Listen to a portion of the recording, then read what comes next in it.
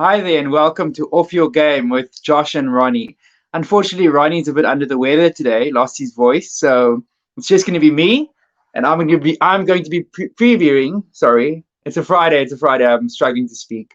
I can't speak.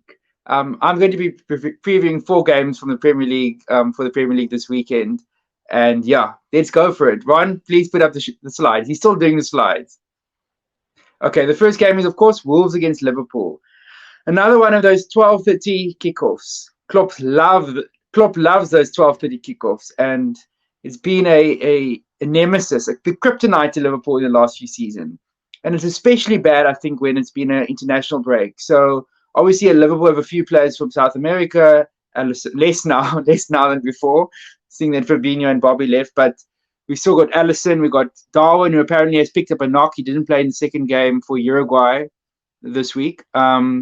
So I doubt he'll start against Wolves. Maybe he'll be on the bench, but we have to see. I didn't actually watch Klopp's press conference today, but I think probably Gakpo will start with Salah and Diaz on the left. Diaz is another South American player that obviously have a long flight back from the other side of the world. So it's going to be tricky. The players, some of them arrive back, I think, Thursday evening. Some might even arrive back this morning, but it's going to be tricky to be prepared for a 12:30 kickoff against Wolves, who are a good team.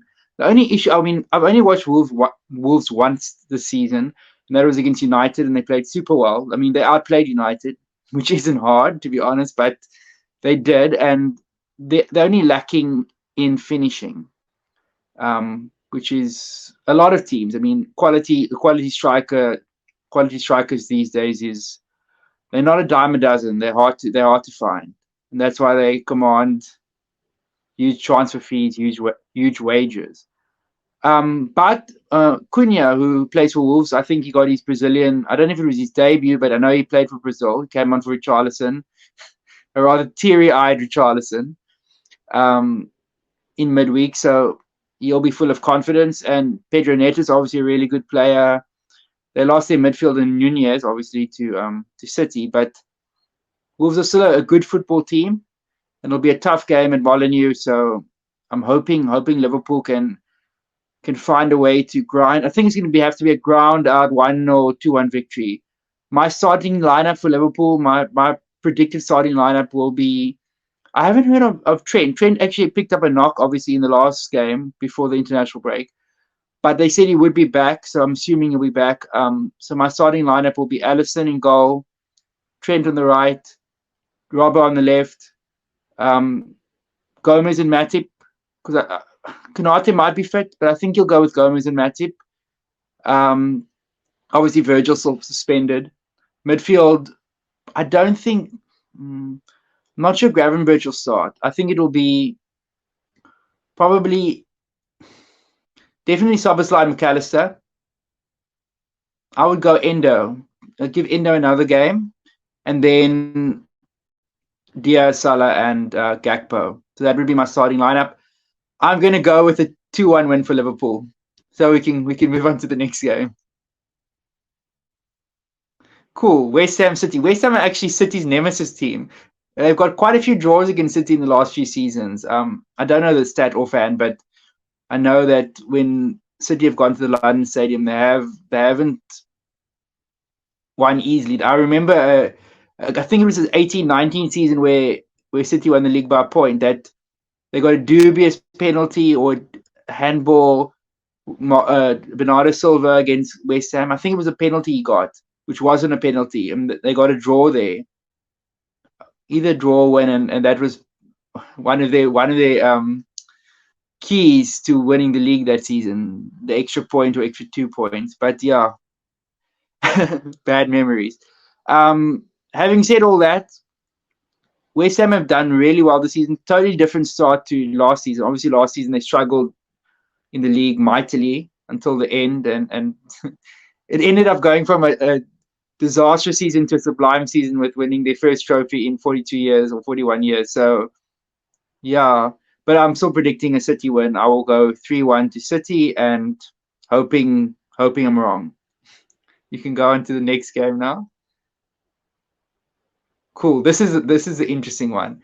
United Brighton. It's obviously been a turbulent, tumultuous week for United, with the three right wingers all, well, one's already gone out on loan to Getafe. Now another one suspended due to similar circumstances to the first one, and then of course Sancho's feud with the manager. So I'm assuming they're going to probably have either Garnacho or Palestri on the right. So it's going to be a youthful right wing. And Brighton have been again superb. They keep recycling players, losing their best players, bringing in players who seemingly are as good, if not better, just like with Cucurella and Estupinian, now McAllister, and obviously Caicedo left. So it's just a conveyor belt of talent they keep finding, or whether it's the players or if it's a system. I mean, we're seeing now that obviously Cucurella is in Chelsea's a bad. Obviously, everyone seems to struggle with Chelsea, but Cucurella went to Chelsea and he struggled. To be fair, I don't want to jump on the Caicedo bandwagon and say it's a flop. It's too soon to tell. You can't say after 2 games that a guy's flopping. Got to give him a bit of time. But so far, it hasn't been a great start. But give him time. McAllister has done well, and that's because he's at Liverpool with a good manager, with a good system. So I think Liverpool's a much closer fit to Brighton than Chelsea would be. Chelsea have no style of play, they haven't bought players to play a specific style, which is a key. And I think that's been United's problem since Fergie left. They've been buying random players, big name players. Sorry, got a message. They've been playing random big name players, and they don't fit a specific style. It's like they don't know each other. It's like they've never met. They don't play like Sancho, for example. Sancho's obviously a technical footballer. He likes to play 1-2s. He would do well in a team that has technical footballers, but United aren't that, and they haven't been that. So Bruno Fernandes fits that team because Bruno Fernandes is an individual player, and he's a moments footballer, and so is Rashford. So yeah, although Højlund looked good in the 20 or so minutes he played against Arsenal, it was an impressive start by him, but Brighton have definitely been the better team this season, and I'm going to go for a Brighton win. I'm going to say 2-1 Brighton, and I think they can definitely go to Old Trafford and get a result. But they have to move on to the last game I'll be previewing. Everton-Arsenal. Everton is Arsenal's bogey team, especially at Goodison. Arsenal haven't won there since 2017. And yeah, last season they went there top of the league, flying high. Sean Dyche's first match in charge, and Everton roughhoused them into a 1-0. Roughhoused themselves into a 1-0 victory. Long balls, direct football. Bitty. They made the game bitty, as I like to say. Not pretty, but they got the job done.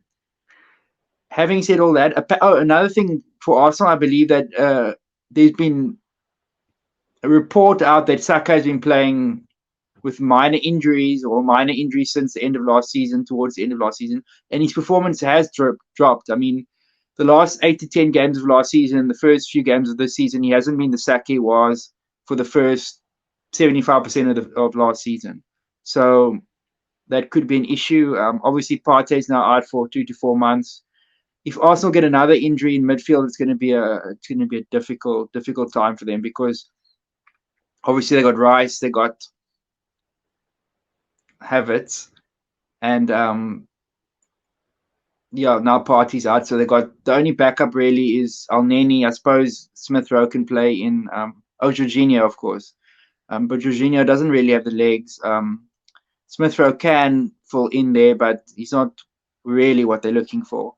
So especially when Champions League starts, it's going to be tricky, I think, for Arsenal to keep the pace with City because of the injuries, Timber being out, and Partey, and the midfield. The midfield, I think they needed probably to buy another midfielder, or I know Ron probably may or may not agree with me, but instead of spending that 65 million on Havertz, they could have, which is in hindsight, but most people did say at the time it was a strange buy, and he might still come good, but I would have rather spend that money on two solid midfielders that can fill in when Partey or Rice is out. But yeah, back to the game.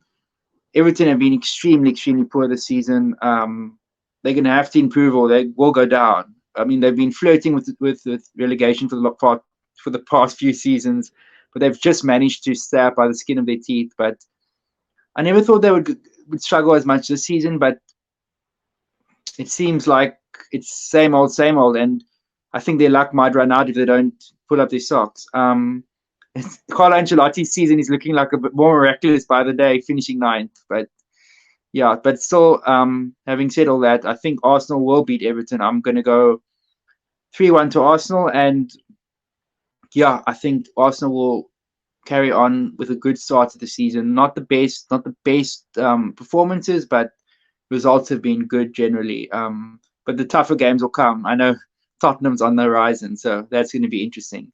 But thanks very much. It's been a bit of a shorter episode, obviously, because Ron is sick, and hopefully next week we'll be able to sit two of us back again, and yeah, chat about the games that happened over the weekend and about the upcoming games. But for everyone else, enjoy your week. Hope it's going to be a great weekend of football and rugby. If you're watching the rugby, enjoy. Thanks, guys.